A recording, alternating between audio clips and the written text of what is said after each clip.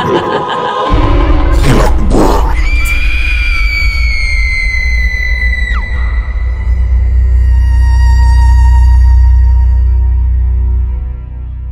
gabi sa lahat ng inyong mga solid HTV positive listeners.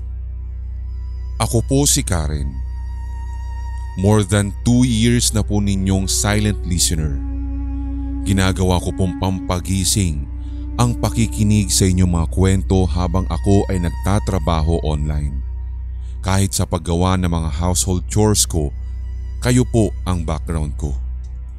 Aminado ako na ever since I was a kid, matatakutin po ako, Sir Red. Pero gustong gusto kong makinig at manood ng horror.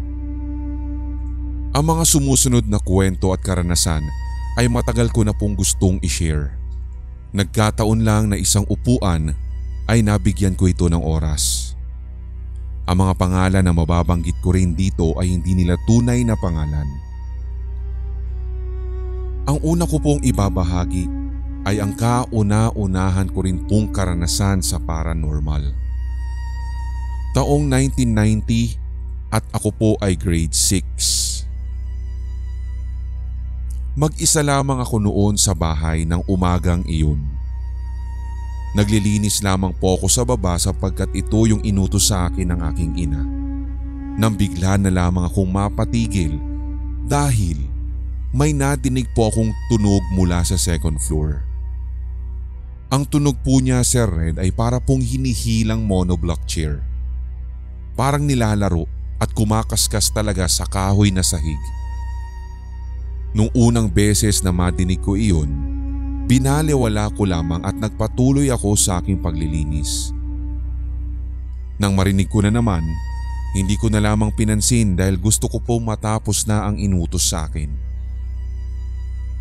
Makalipas po ang ilang pagpaparamdam, nabuhusan ako ng malamig na tubig, Sir Red, lalo at nang aking mapagtanto na mag-isa lang pala ako sa bahay ng sandaling yun. Oo nga pala, si lola ko ay nasa palengke, si mami ko ay nasa tindahan namin na nasa 2 bahay ang layo mula sa tinitirhan namin. Ang mga kapatid ko naman ay nagtungo sa aming mga kapitbahay at nakikipaglaro. Hindi naman din ako talaga natakot ng sobra after nung realization na yun. Pinabayaan ko na lamang. Wala nga din po akong pinagkwentuhan afterwards kasi ang iniisip ko na kung sakaling aaminin o ikikwento ko sa kanila, malamang ay hindi sila maniniwala. Pero hindi ko alam na yun pa lamang pala ang simula ng pagpaparamdam.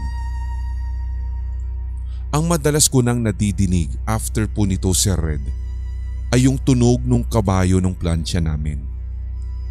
Yung kabayo ng plancha namin ay yung gawa po sa kahoy na fix. Hindi yung tulad ng mga nabibiling plantsahan na ngayon na aluminum na. Pero tulad din ng dati. Sa tuwing nag-iisa ako sa bahay, doon lamang nagpaparinig yung kung sino mang naglalaro nito sa taas. Napakstink kasi nung tunog.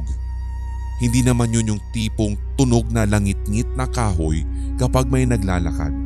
Kaya alam kong tama ang naririnig ko. Nung una, tulad ng nabanggit ko ay parang wala lang sa akin. At kung tutuusin nga'y parang cool pa nga sa akin ito. May naririnig ka pero alam mo namang walang ibang tao sa bahay. Sa ganitong edad din siguro yun nang malaman ko yung kwento tungkol naman sa nakatira daw na duwende sa bahay namin. At ito, Sir Red, ay nalaman ko mula sa isang bulag na manggagamot. To give you a quick background, ito po kasing bahay ng mga magulang ko ay nabili po niya mula sa mga magulang niya nung siya ay nagtatrabaho pa abroad. Noon ay bungalow pa nga po ito, pero nung nabili na ni Daddy at lumipat na yung mga parents niya sa Marikina kung saan nakatira ang mga kapatid din ni Daddy, si Daddy na mismo ang nagpalaki at nagpataas ng bahay. Ang existing lamang doon sa lumang bahay ng mga lola ko ay yung isang kwarto sa ibaba at yung CR. Kumbaga ito yung pinaka-orihinal na mga bahagi ng bahay.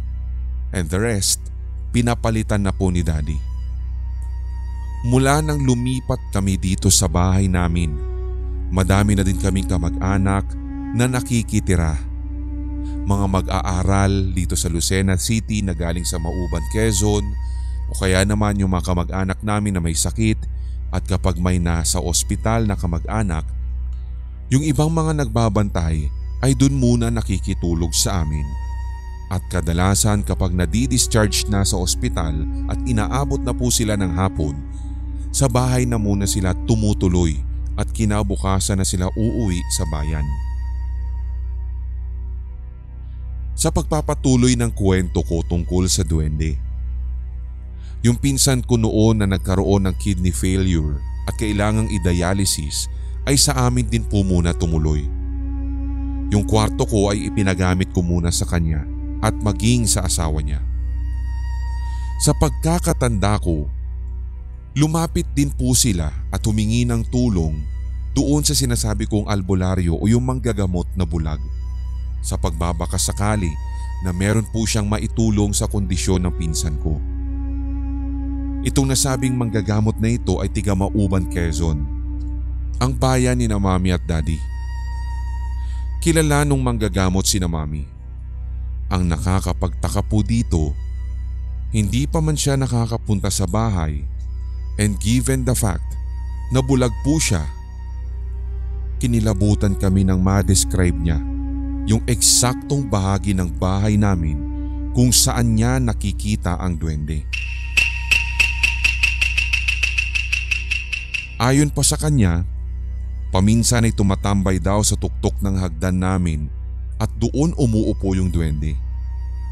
Ayaw daw kasi nito na may nakikituloy sa amin na may sakit. Kung kami lamang daw ang nakatira sa bahay at nagkasakit ay okay lang, pero kung makikituloy daw doon ang ibang tao at meron pang daladalang sakit, ay lumalala ang kondisyon nito. Kaya itong pinsan ko na ito na nakituloy sa bahay, hindi din nagtagal at umalis na din. Pero namatay na din siya kasi hindi na din po kinaya ng katawan niya yung kidney failure. Sa ngayon po ay wala naman na din kaming kamag-anak na nag-i-stay pa sa bahay, kaya hindi na din namin alam kung naroroon pa rin ba ang duwendeng binabanggit sa amin ng albularyo.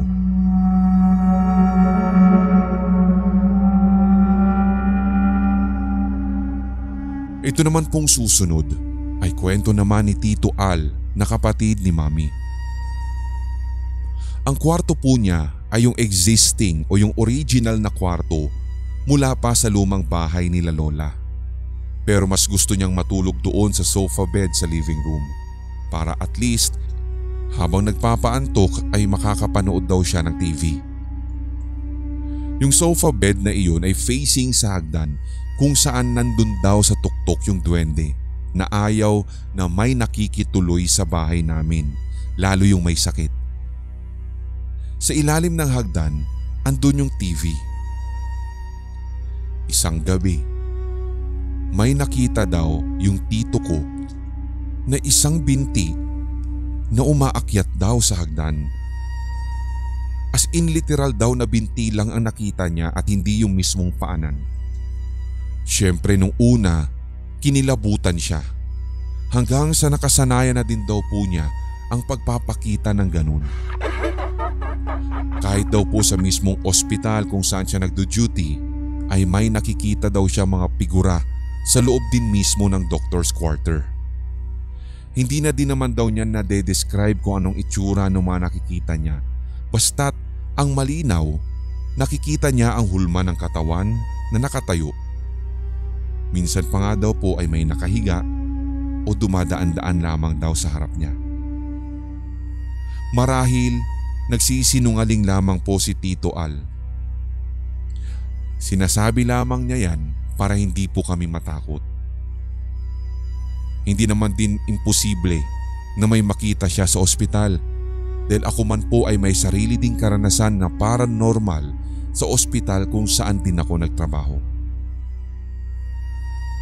May naikwento din si na Mami noon na nung gabi bago ang flight papuntang Singapore ni Tita Jo, na first cousin ni na Mami at Tito Al, ay may narinig daw sila sa kusina namin na para daw pong nagbabasag ng pinggan. Kapag po kasi sumilip sa bintana ng kwarto ko, ang makikita mo ay yung bubong ng kitchen namin sa ibaba. Yero lamang naman ang bubong ng kusina kaya rinig na rinig lahat. Kaya kung sakaling may magkikwentuhan sa kusina at malalakas ang boses, madidinig mo rin talaga hanggang sa second floor. Katapat ng kwarto ko yung kwarto ni na Mami. Kaya nung marinig nila na may mga nababasag na pinggan, agad ay bumaba si na Tita Jo at si Mami para tingnan kung ano yun. Pero laking gulat daw nila pagka-switch on pa lamang ng ilaw sa kusina dahil wala naman daw pong kahit na anong bagay ang nasa sahig. Pero malinaw na malinaw ang nadinig nila at nakatitiyak sila na galing ito sa loob ng aming bahay.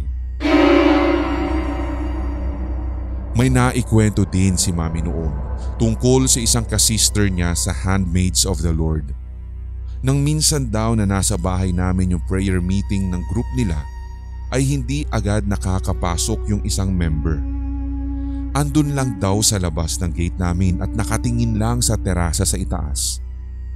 Basta't ang sabi lamang niya, mabigat ang pakiramdam niya sa bahay namin. Hindi naman daw naikwento ni Mami yung sinabi ng bulag na manggagamo tungkol sa duwende sa may hagdan at hindi naman din daw po nagsishare si Mami ng mga ganong klaseng mga kwento sa mga kasister niya.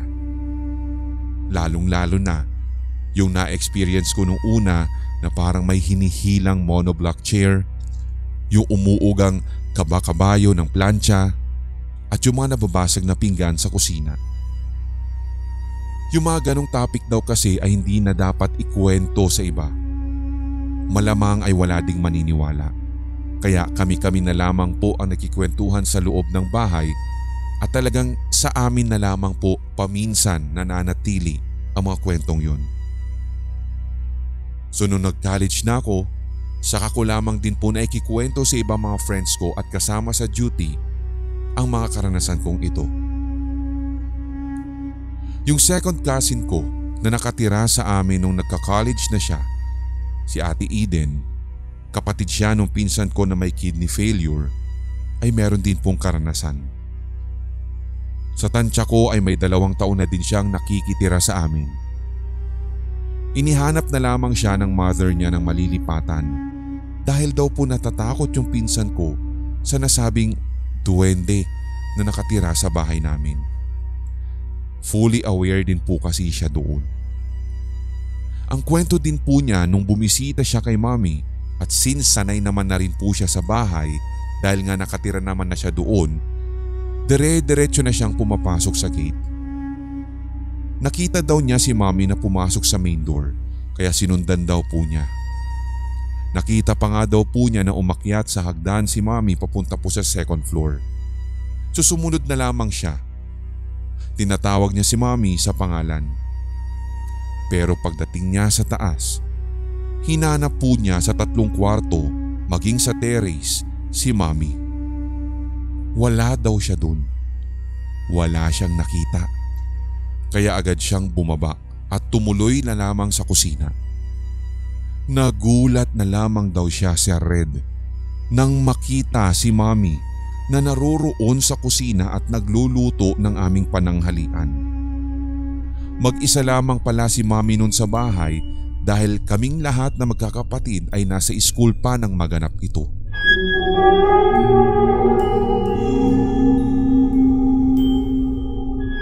(1997) College na ako. Napagdesisyonan po namin ng best friend ko na bisitahin yung grade 6 teacher namin na magmongha. So backstory muna. Class advisor namin no grade 6 si Sister Mary. Pagkatapos ng school year na yun, pumasok na siya sa pagmomongha. Mula noon ay tuloy lang ang communication namin. Uso pa nga po noon yung snail mail, Constantly ay sumusulat nga din po ako sa kanya at doon ko ikinikwento ang mga experiences ko nung high school. Kahit nung panahong hindi siya makakasagot sa mga sulat ko, tuloy-tuloy pa din ako sa pagpapadala ng mga sulat sa kanya. Dahil talaga namang naging close kami. So ito na nga. Since bakasyon yun, sa bahay namin natulog yung best friend ko na si Neri para maaga kami makaalis ng bahay dahil nga bibisitahin namin itong si Sister Mary na nagmomongha na. Nung time na iyon ay 2 yung rooms doon sa aming ground floor. Katabi ng existing room sa ibaba, yung bagong room na may sariling CR. So doon kami natulog kasi wala namang gumagamit ng room na yun. Sa tansya ko pa nga'y pasado 4:00 na iyon na madaling araw nang gumising kami para maghain ng breakfast at maligo. Nauna na siyang gumamit ng banyo. Nung inaakala kong tapos na siya, pumasok na ako sa kwarto para ako naman ang maligo. Tinanong niya ako kung bakit ko na tinawag siya habang nasa loob siya ng banyo. Akala pa nga po niya ay pinagtitripan ko lamang siya kasi sabi ko na hindi ko naman siya tinatawag. Doon ay bigla-bigla pong kinilabutan si Bestie. Nung nasa bus na kami papunta sa monasteryo, doon ko ikwento sa kanya yung mga na-experience namin sa bahay. At tuloy-tuloy talaga ang kilabot niya habang tuloy-tuloy din akong nakikwento sa kanya. Taong 2000, summer affiliation namin sa St. Louis University sa Baguio. Nakwento sa akin ng co-intern ko noon na naging very good friend ko kinalaunan. Siya po ay walang iba kundi si Ellen. Tunay po niya itong pangalan. Siya lang ang totoong pangalan na gagamitin ko dito dahil gusto kong maalala pa rin siya kahit na sumakabilang buhay na siya dahil sa cancer. Tiga Palma Street, Baguio City siya. So since affiliation, madalas ang inuman kasi nga monthly, iba-iba ang co-interns na makikilala mo. Isang gabi at late na daw siyang umuwi sakay ng taxi. Sa labas ng bahay nila, nakita pa daw niya ang kuya niya at tumuloy na lamang siya papasok ng kanilang bahay. Since late na nga iyon ang gabi, nagtiptoe na lamang daw po siya habang papasok sa bahay para hindi daw po siya makaistorbo o kaya ay makagising ng mga natutulog na. Kahoy po kasi yung sahig ng bahay nila, kaya konting lakad pa lamang maririnig mo na talaga ang mga footsteps. Kinabukasan paggising ng pamangkin niya, ang sabi agad sa kanya, "Tita, nasa na po yung friend niyo na kasama niyo kagabi?" Labis ang pagtataka ng kaibigan kong ito kung kaya't na pa, "Ha? Wala akong kasama kagabi na umuwi. Mag-isa lang ako ah." "Tita, meron. Nakita ko nga siya nakasunod sa'yo. Natatawa nga ako kasi ginagaya kanyang mag-tiptoe eh." Lalo lamang daw pong kinilabutan si Ellen. Dire-diretso po kasing sinabi iyon ng kanyang pamangkin. Dahil sa labis na pagtataka, kahit yung kuya niya na nakita niya sa labas ng bahay nila kagabi ay napagtanungan tuloy niya kung nasa na yung kasama niya. Ang sabi ng kuya niya, "Yung kagabi. Nakita ko magkasunod kayong bumaba ng taxi tas pumasok ng bahay." Sagot din na kasyual ng kuya niya. Kinilabutan talaga kami ng mga co-interns ko ng mga panahong iyon, Kuya Red. So far naman ay wala naman din akong naramdaman na something paranormal. September 2001 nang pumanaw si nanay. Ang tawag po namin sa lola namin, ang mother ni Mami. 4 years old si Gabby at 3 years old naman si Angela, na mga anak ni na Tito Al at Tita Vicky. Nakwento ni na tito na few weeks daw after na mamatay si nanay. Nagda-drive daw siya pauwi ng Quezon galing ng Manila. Ay itinuturo daw ng pinsan ko na si Gabby ang lola namin sa labas ng bintana ng kotse. May ilang beses din daw po na sinasabi ng mga pinsan ko na nasa labas ng bahay nila ang nanay. Itinuturo nila yung bintana kung saan nakikita nila daw si nanay. Ang lola po kasi namin mula nung dinadialysis na siya ay palipat-lipat ng tinutuluyan. Minsan sa bahay namin, madalas kina tito. Sulitin ko na rin, Sir Red, yung ilan pa sa mga napag-alaman kong kwento. Katulad na lamang po nung kwento ni Mami. Ang tawag ko daw kasi sa lola niya sa father side ay Mumu. Maliit pa po ako noon. Siguro ay nasa 4 na taong gulang pa lamang nang mamatay ang lola ni Mami. Mag-isa lamang daw po ako noon na naglalaro sa gawing ibaba ng hagdanan po ng bahay nila sa Mauban, Quezon. Narinig daw niya ako na tinatawag ko ang lola niya na namatay, sapagkat ilang beses ko daw pong binabanggit ang salitang Mumu. Pero hindi ko na maalala na may ganung pangyayari dahil nga sa murang edad ko. Ngayon ko lamang na-realize na hindi pala nung grade 6 ako yung una kong na-experience ang mga ganito. As in at a very young age din pala, nagsimula na ang mga pagpaparamdam at mga nakikita ko. Siguro nga'y totoo na nagpapakita ang mga yumao nating mahal sa buhay, lalong-lalo na sa mga batang miyembro ng pamilya. So let's jump sa taong 2004 nang nagre-review na kami para sa nursing board exams. Sama-sama kami ng mga batchmates ko since isang section lang din naman kami. Ito rin po yung panahon na talagang nagbo-boom ang nursing at in demand talaga. Sa dami po kasi nag-graduate na nurses, bumaba na rin ang enrollees. Sa katunayan, yung senior batch nga sa amin ay 4 na estudyante na lamang pero hindi naman na-dissolve. Tapos nung pumasok ako ng second year, dahil second course ko na po ang nursing, graduating na po yung 4 na students na yun. At ang sumunod sa amin ay 3 sections na. So let's go back po sa review sessions namin. Sa may Nagtahan Bridge po kami nag-dorm since yung review center po namin ay nasa same building lamang. Hindi ko na po maalala kung anong floor yung room namin at kung anong floor din yung review classes. Sa isang kwarto po kasi ay 3 yung double decks. May maliit na ref, TV, 2 mahahabang desk at mga upuan at meron pong sariling CR. Sa unang gabi pa lamang namin sa dorm, may naririnig na ako sa itaas na katapat namin na kwarto na para pong nagre-rearrange ng mga double deck. Bakal ang frame ng mga double decks dito sa aming dorm, Sir Red, at may mga springs na siyang nag-hold doon sa maninipis na metal. Yun naman yung pinapatungan ng kutsyon.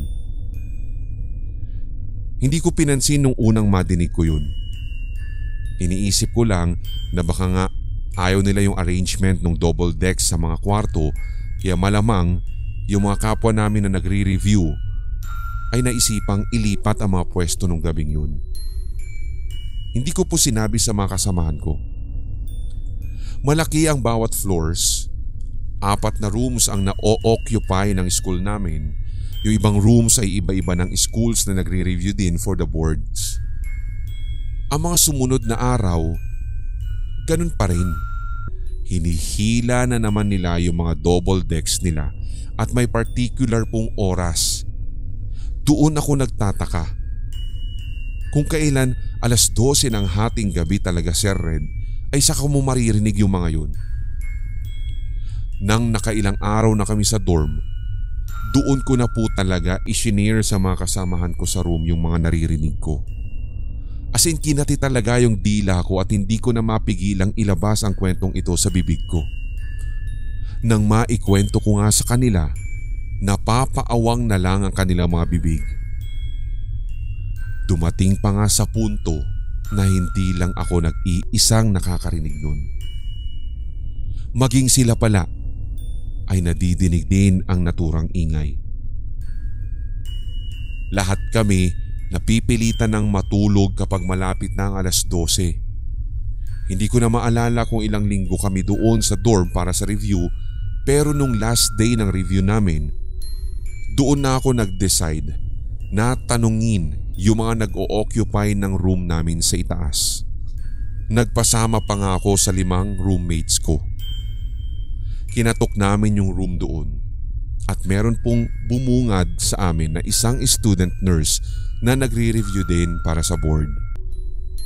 Magalang naman namin siyang tinanong kung lagi ba nilang ginagalaw yung mga double decks. Inamin ko na gabi-gabi naming naririnig iyon sa baba. Binuksan nung kausap ko yung pinto ng kwarto nila at ipinakita sa amin. Sabay sabing hindi naman daw nila ginagalaw yung mga double deck.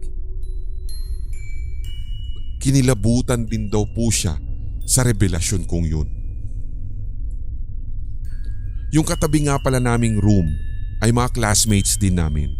At minsan ko na din silang tinanong kung may naririnig sila, pero hindi katulad sa amin, wala raw.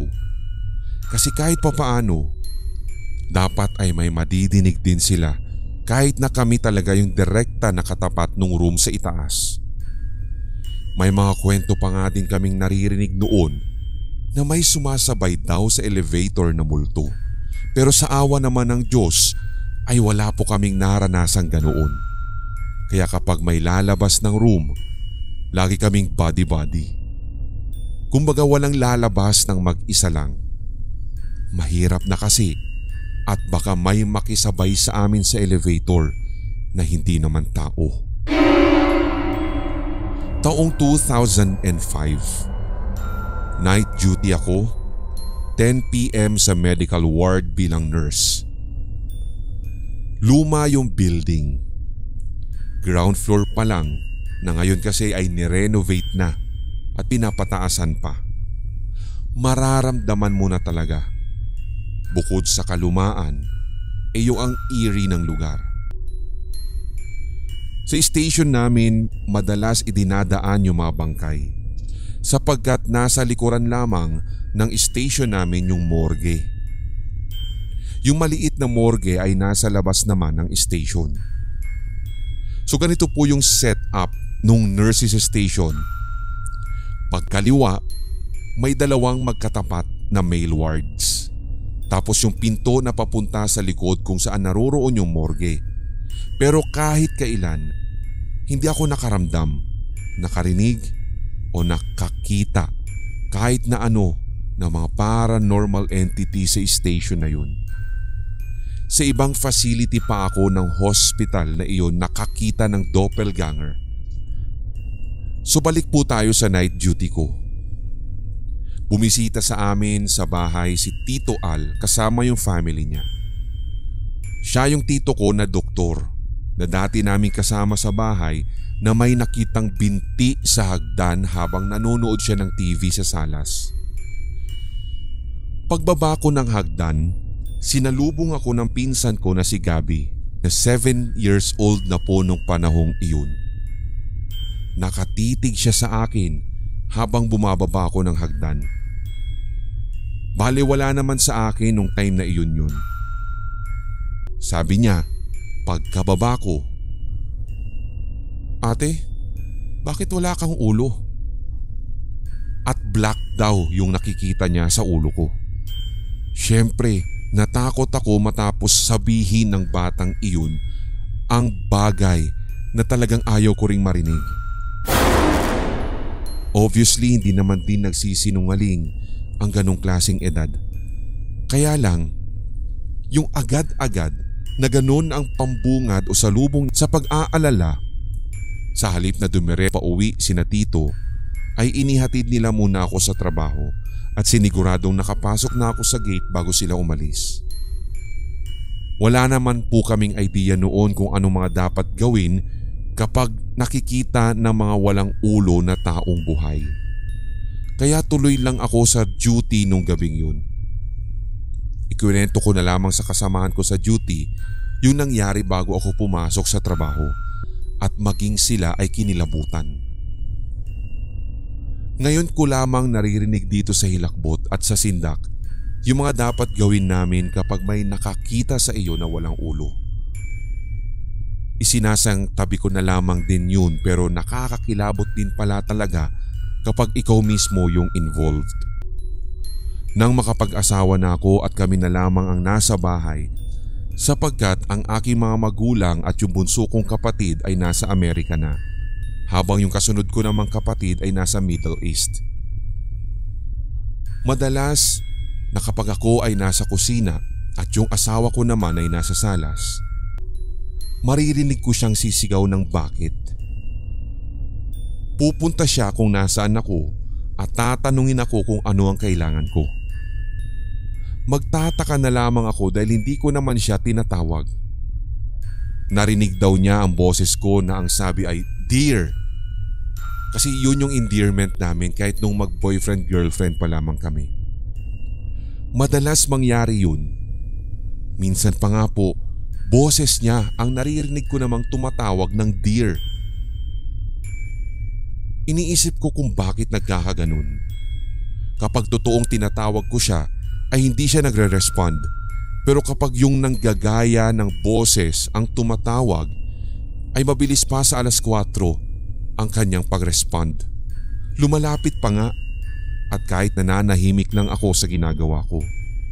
Pero nakasanayan na lamang din po naming mag-asawa at natatawa na lamang po kami sa isa't isa kapag naririnig ko yung husband ko na nagtatanong ng bakit. Kasi alam ko na narinig na naman po niya ang kung sino mang entity na nanggagaya ng boses ko. 2016 nang magbalik ako sa ospital na pinagtrabahuhan ko bilang nurse. Pero ngayon, physical therapist na ang inaplayan ko. Yung kinatatayuan ng rehabilitation center ay original building nung itinayo yung ospital noong 1959. Taong 2003, nakapag-duty pa ako dito as a student nurse. Emergency department pa ito hanggang sa naging rehabilitation department na. Sa loob ng 2 taon, wala naman akong nararamdaman dito sa rehab hanggang sa isang araw. Yung isang regular patient ko ay late na dumating sa scheduled time niya. Siya na lamang ang pasyente nung time na iyon at naghihintay na lang kami ng closing ng rehab center. Lumabas ako ng cubicle para saglit ay may kuning gamit. Ang naghihiwalay lamang po kasi sa mga cubicles doon ay yung vertical blinds. Ang sabi niya kasi, may naririnig siyang umiiyak sa katabi niyang cubicle. Pero tiniyak ko na wala nang ang ibang pasyente ng oras na iyon sapagkat malapit na rin kaming mag-out. Kung meron man, siya na lang ang naiiwan. Kinilabutan po talaga ako sapagkat first time ko iyon na marinig mismo sa pasyente. Kaya mula noon, maaga na po siya palagi na nagpapa-schedule ng therapy session niya. Isa pa sa hindi ko malilimutang kwento ay nang nagpatayo ang hospital ng Medical Arts Building kung saan doon na lahat ng mga consultation rooms ng mga doctors, pati ang Physical Medicine and Rehabilitation Center, ang Physical Therapy at Occupational Therapy Center at ang Dialysis Center. Pero bago pa kami nakalipat sa bagong building, ay ginawan muna ito ng exorcism. Natagalan din po kasi na nakatenga yung building dahil madami din pong naging problema tulad ng mga tulo kapag umuulan at kung ano-ano pa. Nang makalipat na kami ay saka na lamang ito napabendisyonan. And came 2018, huling araw namin sa lumang rehab center. Umaga lang kami tumatanggap ng patients at pagkatapos ng lunch break, maglilipat na kami ng mga machine sa bagong building. Konting description lamang ng rehab center sa lumang building.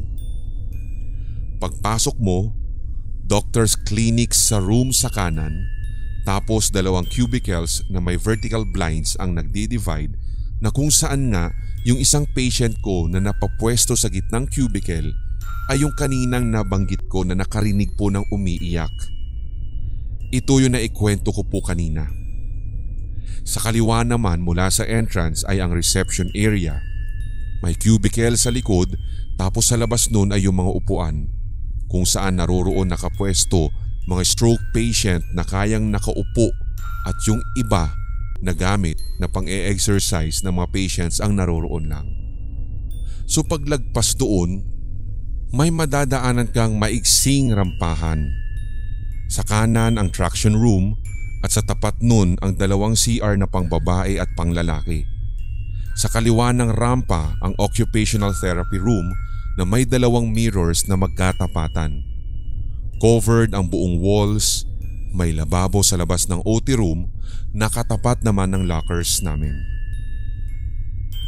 Sumula sa visualization na iyon, ito ang nangyari. Pagpasok ko sa rehab nung araw na yun, tutuloy na ako sa locker room para iwanan ang bag ko. Pag-akyat ko ng rampa, sa peripheral vision ko, nakita ko si G. Nakalugay ang kanyang buhok, naka-scrub suit na yellow at green at tamang naglalakad ako sa rampa. Yun din yung time na lumapit siya sa salamin. Dala ko na nung araw na iyon yung hinihiram niyang libro sa akin, so hindi ko na muna binati at hindi ko na rin muna nilingon. Basta tumuloy lang ako sa gawipo ng lababo at naghugas muna ng kamay. Naisip ko na maya-maya ko na lamang siya kakausapin at babatiin pagkatago ko ng gamit ko. Total wala pa naman din akong pasyente. So nilagpasan ko yung room kung nasaan siya. Naghugas din ako ng kamay bago ako pumunta ng locker room. Pero ramdam ko na may lumapit sa likod ko. Pagkatago ko ng dala kong bag sa locker room, hinanap ko na si G. Yung sinasabi kong nakita kong nananalamin na hindi ko na binati kanina. Hinahanap na siya ng sekretary ng rehab kasi may patient na siyang dumating. Kaya sinabi ko na baka nasa cubicle lang kasi nga nakita ko siya kanina pagpasok. Yung mga kasama ko nung time na iyon, sinasabing hindi pa nila nakikitang pumapasok si G kahit nga yung mga patients namin ay wala pa ding nakakita na nakapasok na siya. Kaya sinilip ko yung mga cubicles habang tinatawag pa ang pangalan niya pero wala pong sumasagot. Maliit lang naman kasi yung rehab center at mga vertical blinds lang ang nagdi-divide, kaya kahit saan ka tumayo sa rehab at tumawag ng pangalan ng medyo malalakas na boses, paniguradong madidinig kahit nasa loob ka pa ng cubicle. Nang malapit na ako doon sa reception, nagulat na lamang ako, Sir Red, dahil pagkabukas ng pinto ng rehab ay iniluwa nun si G. Basa pa ang buhok na nakalugay at dala-dala pa po niya yung bag niya. Bago naman mag-pandemic sa bagong building, nasa locker room din ulit ako. Ando na din yung lounge namin, so nakaupo lang kami doon na nagkikwentuhan dahil wala pa kaming mga pasyente. Nadinig ko ang boses ni G na nasa treatment area. Ang linaw-linaw kong nadinig at medyo may kalakasan pa. Kaya kahit nasa kabilang area ng rehab, alam kong naririyan siya. So inihintay ko si G na pumasok sa locker area namin. Pero ang tagal, hindi pa siya lumalapit para mag-iwan ng bag sa locker. Nang pumasok yung sekretary ng rehab, hinanap ko si G sa kanya pero ang sabi wala pa daw. Iginiit ko na narinig ko na yung boses niya. Pero sabi ng sekretary, upon checking, nag-file daw pala ng leave si G ng araw na iyon. Kaya imposible ang sinasabi ko. Natakot din na naman ako, Sir Red. Pero ang ipinagtataka ko, bakit si G pa din ang ginaya? Hanggang sa isang pagkakataon, kakwentuhan ko yung isang aide sa rehab, si Kuya Daryl. Hinahanap niya yung psychiatrist namin kasi nakita na daw niya na dumaan sa gilid niya. Habang may kausap siya, binati pa nga daw niya at nang kausap na niya si Doc. Sabi ko ay wala pa si Doc kasi kapag dumating si Doc, usually tumatambay muna iyon sa lounge para makipagtsikahan sa amin kapag wala pa ngang patient. Pero pinipilit ni Kuya Daryl na dumating na daw si Doc kasi nga nakita na daw niya at ayon pa nga sa kanya, nakakulay blue na polo shirt daw si Doc. Maya-maya pa ay nakita na nga namin si Doc na papasok ng rehab. Glass po kasi yung front door kaya makikita mo talaga. At tama nga si Kuya Daryl. Naka-blue na polo shirt si Doc. Mula noon kapag 10 a.m. to 6 p.m. ang duty ko, lagi akong tumatambay muna sa reception kapag wala na kaming pasyente.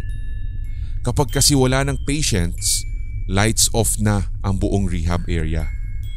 Ang naka-switch on na lamang na ilaw ay sa reception. So naghihintay na lamang na mag 6 p.m. May mga kwento pa po sila tungkol sa mga madre na naka-brown na nakikita nilang palakad-lakad sa gawi po ng reception area. Pero buti na lamang hindi ko nakikita ang sinasabi nilang yun. Dito na po nagtatapos ang ilan sa mga naisip at na-recall ko po ng mga kwento. Hindi ko po talaga maialis sa isipan ko ang mga pangyayaring iyon kaya pasensya na ako napahaba ang kwento ko. Sa kasalukuyan po, wala pa po ako nakikita, naririnig o nagpaparamdam man lang. Pero one thing's for sure, Sir Red, just in case ma-feature po ninyo ito, maraming salamat in advance sa pagpili ng kwento ko. Sana ay marami-rami pa po ang maibabahagi ninyo mga real life or based on true stories na mga creepy experiences sa aming mga tigapakinig. By the way, nako-order na rin po pala ako ng t-shirt at kape ni Lola Trinidad.